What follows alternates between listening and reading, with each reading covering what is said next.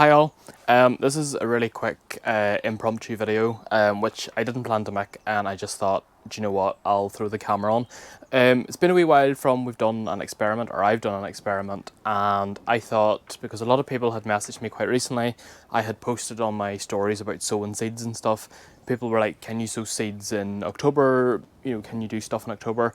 And yeah, within reason you can. Obviously, I have a greenhouse, and like I'm standing here in the tunnel now, and I've just done a few bits that I know are quite robust. Things like, lupins and sort of other perennials like geums that I know that I've trialled before in October, that are tough enough and they'll come through the winter.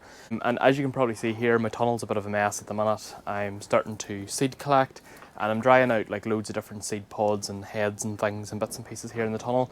I don't really like doing that in the tunnel because the tunnel's more of a humid environment, where my greenhouse is a drier air in it, and things do dry out better in there.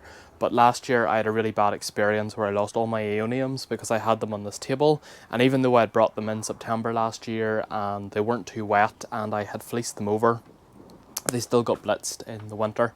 So yeah, I'm just learning from my mistakes that my greenhouse is always going to be warmer. So from going forward, because it's also smaller, my tender plants are going to stay there throughout the winter.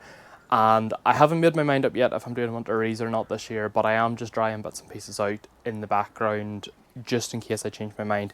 But anyway, that's getting off the topic. So I have a bucket of water here in front of me, and inside it is acorns. And I have already sown 35 acorns. I'll bring some over. So this is what's classed as like a a 9 centimeter pot.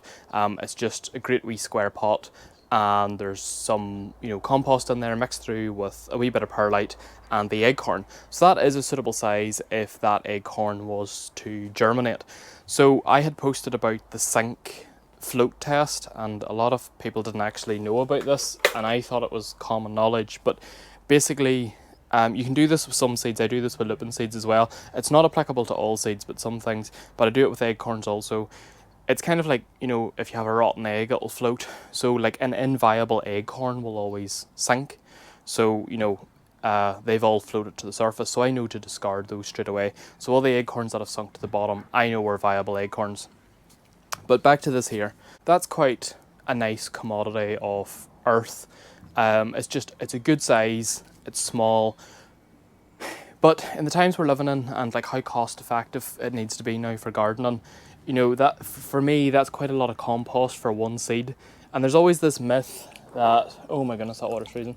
There's always this myth that, tiny acorn, big massive oak tree, and people are like, oh, look at all the size of the seed. But if you think about it, an acorn is quite a large seed. Like it's not that small in comparison. Like, I don't know if anybody's ever sown pulmonia seeds, but pulmonia is a humongous tree. Like it's massive, equally the same size as an oak tree, and their seeds are like wee tiny grains of dust. They're so fine you can barely see them. So in comparison, an acorn's a very large seed. So back into the bucket, straight to the bottom. So I know that that was a viable acorn.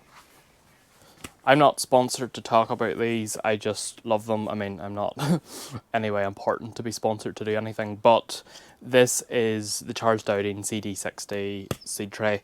I rave about these. I can't recommend them enough. I'm always talking about them. I absolutely love them. So again, in the times we're living in and how sustainable we have to be, these are made out of recycled plastic. And I know the world's trying to get away from plastic, but I do think there's a place in the world for good plastic. There has to be room for good plastics, and this is what I call good plastics. It's partly made up of recycled plastic already, but it's really durable. Like, I have to really tense that to even get it to bend. I've seen videos of these online where cars drive over them and they stay in one piece. They're solid. So, I would say invest in a good seed tray. Like, these are quite expensive. They're nearly like £6 or £7 a tray, but invest in some of these. You get a CD60, you get a CD30 and a CD15, so you get 60 cells, 30 cells or 15 cells. And I love the 60 format because I can do like 30 and 30 or 3 batches of 20 or a full batch of 60. It's really easy for counting when I'm growing like large quantities of seed. So why does this seed tray and acorns have anything in common? I have seen experiments online where people have taken slightly larger seeds and placed them in commodities where there's not that much earth. So Previously we looked at that 9cm pot, quite a nice wee size of pot, but it does use up a lot more compost than this here. So basically my trial is 60 acorns, CD60. That is the spacing, so you can see it's going to be quite cozy in there for the acorn. It's not going to have too much compost around it. And yeah, will I get 60 acorns out of this? Bear in mind I have 35 in potted already, which I know have sunk to the bottom and I know were viable and I hope will come through. Last year a lot of my acorns got ate by mice because it did get quite cold.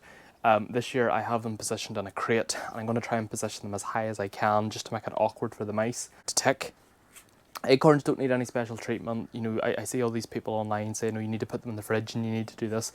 And I'm going to be honest, I've tried all those methods and I've actually found out when I have like refrigerated seed, it actually dries it out a certain extent. Now the fridge in at my house is quite old, so maybe it's partly the fridge, but I think if you can lift it when you see it as fresh as it is and plant it, I mean, that's how nature does it. If you think about it, acorns don't need propagators or anything fancy. They don't even need to be in this tunnel. It was just for convenience I've set it there.